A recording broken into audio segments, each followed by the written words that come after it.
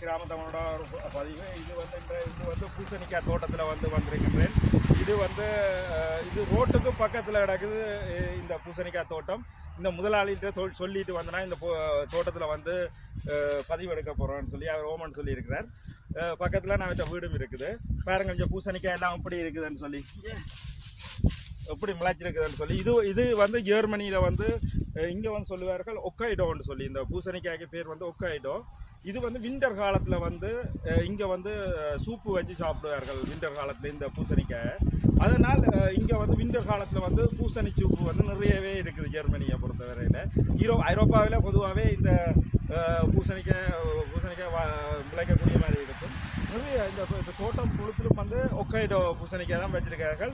இது 1 கிலோவிலிருந்து 1.5 கிலோவில் முதலாதரமாக இருக்கும். இப்படியான கரங்கள் எடுக்க மாட்டார்கள். இது கழிவு திரும்ப தோட்டத்துக்குள்ள போகும். நாங்கள் விரும்பினா இங்கே காசு கொடுக்காம வேண்டலாம். இதோட இந்த பதிவை முடிச்சுக்கொண்டு மீண்டும் ஒரு நல்ல பதிவோட கிராம தமிழோட சந்திக்கிறேன். நன்றி, வணக்கம், பாய்.